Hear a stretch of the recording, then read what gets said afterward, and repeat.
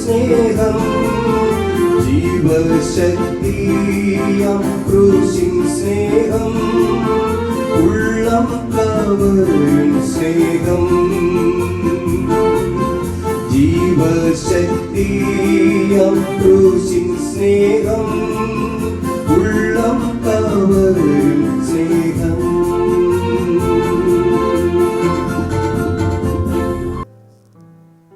ദൈവനാമത്തിന് മഹത്വമുണ്ടാകട്ടെ.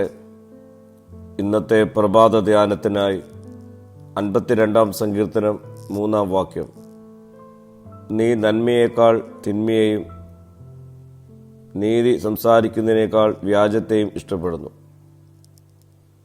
മനുഷ്യൻ എന്തിനെ സ്നേഹിക്കുന്നു എന്നതാണ് അവൻ്റെ ജീവിതത്തെ നിയന്ത്രിക്കുന്നത്.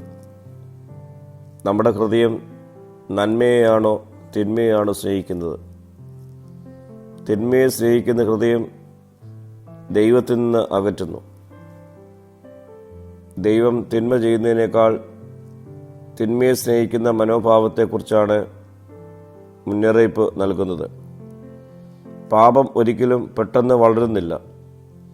ആദ്യം അത് ഒരു ചിന്തയായി ഹൃദയത്തിൽ വരുന്നു, പിന്നീട് അത് ആഗ്രഹമായി തീരുന്നു, അവസാനം അത് ജീവിതത്തെ തന്നെ മാറ്റിമറിക്കുന്നു.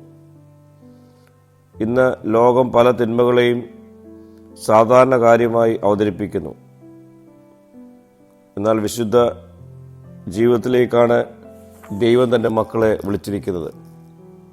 വ്യാജത്തെ സ്നേഹിക്കുന്ന നാവ് ആത്മീയ ജീവിതത്തെ നശിപ്പിക്കുന്നു.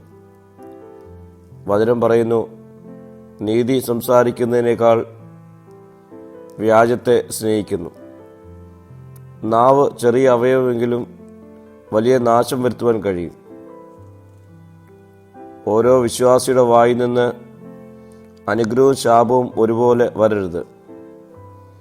പരിശുദ്ധാത്മാവ് നമ്മുടെ നാവിന്മേൽ ആധിപത്യം സ്ഥാപിക്കണം. യേശുക്രിസ്തു നമ്മുടെ പാപങ്ങൾക്ക് വേണ്ടി മരിക്കുകയും ഉയർത്തെഴുന്നേൽക്കുകയും ചെയ്തിരിക്കുന്നു.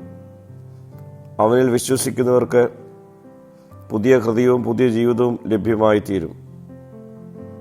ഒരാത്മാവ് പരിശുദ്ധാത്മാവിനാൽ നിറയപ്പെടുമ്പോൾ അവൻ്റെ വാക്കുകളും ചിന്തകളും ജീവിതവും മാറും. പ്രിയരെ, നാം തിന്മയെ വെറുത്ത് നന്മയെ സ്നേഹിക്കുന്നവരായി ഈ നാളുകളിൽ രൂപപ്പെടാം. പ്രാർത്ഥിക്കാം. കർത്താവേ, എൻ്റെ ഹൃദയത്തെ മാറ്റി തിന്മയേക്കാൾ അങ്ങയെ സ്നേഹിക്കുന്ന ജീവിതം എനിക്ക് തരണമേ. മഹത്വം നീ എടുക്കണം. യേശുവിൻ്റെ നാമത്തിൽ തന്നെ. ആമേൻ.